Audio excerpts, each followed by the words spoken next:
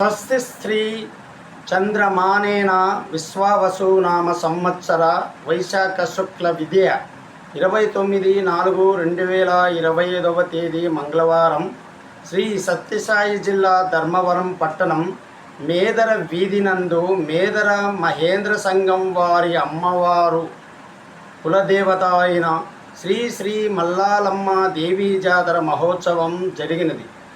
ఈ మహోత్సవానికి వేలాది మంది మేదర సంఘం పురుషులు, స్త్రీలు, పిల్లలు వారి బంధువులతో తరలివచ్చి అమ్మవారిని పురవీధుల గుండా ఊరేగించి శ్రీ చెన్నకేశవపురం నందు బ్రహ్మాండమైన జాతర చేయడం జరిగినది.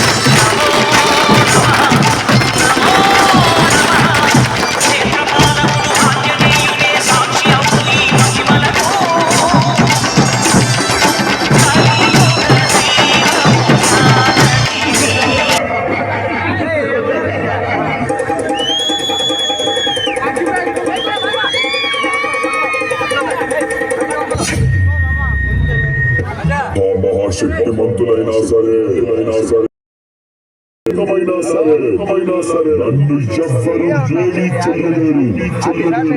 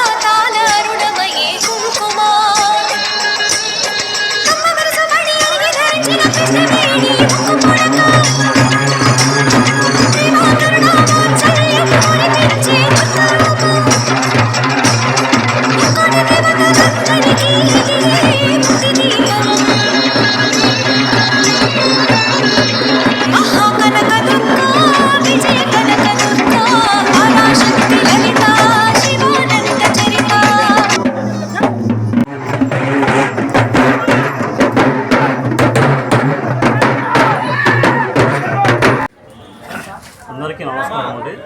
పయనీర్ కదా పైన న్యూస్ ఛానల్ వారికి వారి యొక్క ప్రేక్షకులకి అందరికీ కూడా మా నమస్కారాలు తెలియజేస్తున్నాము. నా పేరు పి నాగేంద్ర. మేము మేదరలం అండి. మాది మేదర కులము. నేను రాష్ట్ర మేదర సంఘం 99/76కి సంబంధించిన జనరల్ సెక్రటరీగా పనిచేస్తున్నాను. మొన్న 3 రోజుల క్రితం ధర్మవరంలో జరిగిన మహత్తరమైన జాతర మా యొక్క కులదేవత శ్రీ శ్రీ శ్రీ మలాలమ్మకు సంబంధించింది. ఆమె సంతోషంగా శాంతంగా ఉంటే మాకు కూడా చాలా బాగుంటుంది. ఆమె కరుణా కటాక్షాలు అనుగ్రహం మాకు ఎల్లవేళ ఉండాలని మాకు ప్రగాఢమైన విశ్వాసము. అందువల్ల ఇది అనాదిగా వస్తున్న ఇది ఆచారం ఇది. సో అందులో భాగంగానే 5 ఏళ్లకు ఒకసారి అమ్మవారి జాతర,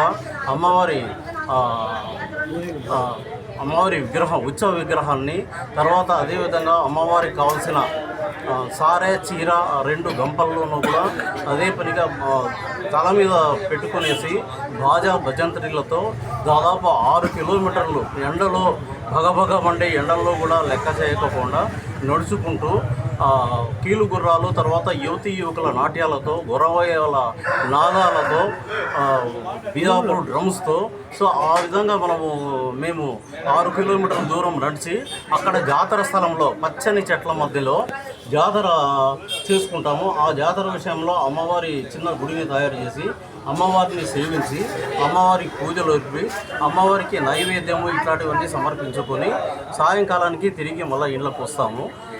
ఇది మా జాతర యొక్క కార్యక్రమం. ఇది అనాదిగా వస్తున్న సాంప్రదాయబద్ధంగా నిష్ఠాగరిష్ఠుడై భక్తి ప్రవృత్తులు చేసే కార్యక్రమం ఇది.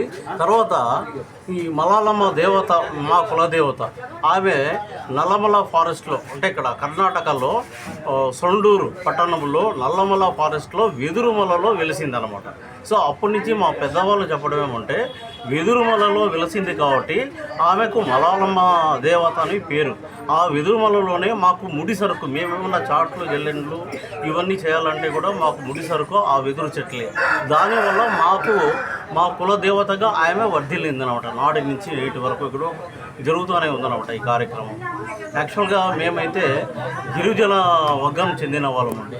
గిరిజనమైన మా పెద్దవాళ్ళు పూర్వీకులంతా కూడా కొండల్లో గుట్టల్లో నివసించేవాళ్ళు. అక్కడే కాపురం ఉంటూ ఈ వెదురులతో, చెట్ల నుంచి వెదురు భూములతో చీల్చి దబ్బలు పేర్లుగా చేసి చాటలు, జల్లెండ్లు, గంపలు, తట్టలు, బుట్టలు అల్లుకొని గ్రామాల్లోనూ పట్టణాల్లోనూ మార్కెటింగ్ చేసుకొని దానిపైన జీవించేవాళ్ళు. తర్వాత ఈ ప్లాస్టిక్ ఉత్పత్తులు ఇవన్నీ పెరగడం వల్ల ఇవన్నీ బ్రతుకు అనేది చాలా కష్టం అయిపోయింది. వాళ్ళు నిదానంగా కాలక్రమేణా వాళ్ళు గ్రామాలకు, పట్టణాలకు వలస వచ్చి వాళ్ళకు స్థలాలు లేక మురికి కాలువల పక్కన కొట్టాలు వేసుకొని తన సొంత వృత్తిని వదలలేక అదే చాటలు గుట్టలు తయారు చేసుకొని జనజీవన సరళంలో చాలని బ్రతుకులతో జీవనం గడుపుతుంది. మేము చాలా సామాజికంగా, ఆర్థికంగా, విద్యాపరంగా, రాజకీయంగా చాలా వెనుకబడినాము, చాలా చితికిపోయినాము. ప్రభుత్వాల్లో కూడా ఇది చాలా మొరబెట్టుకున్నాము. గత 50 సంవత్సరాలుగా కూడా మాకు మిగతా రాష్ట్రాలలో ఎస్టీ హోదా ఉంది. ఎస్టీలు గాను కొనసాగుతున్నారు మా కుల బంధువులందరూ. కాకపోతే ఆంధ్రప్రదేశ్, తెలంగాణలో మాత్రమే ఒక బీసీఏలుగా కొనసాగుతున్నాం. చాలా ఇది అన్యాయం ఉంది. మా ప్రభుత్వాలు రాకముందు ఎలక్షన్స్ టైంలో మేనిఫెస్టోలో మిమ్మల్ని డెఫినెట్గా ఎస్టీలుగా మేము చేరుస్తామని వాగ్దానం చేస్తారు. ఎలక్షన్ అయిన తర్వాత ఎవరు కూడా మమ్మల్ని పట్టించుకునే అవకాశం. ఇప్పటికైనా కూడా రాష్ట్ర ప్రభుత్వాలు కానీ, కేంద్ర ప్రభుత్వాలు కానీ మాపై దయ ఉంచి ఇప్పటికైనా కూడా మమ్మల్ని ఎస్టీ జాబితాలో కలపాలని మిక్కిలి విజ్ఞప్తి చేసుకుంటున్నాం సార్.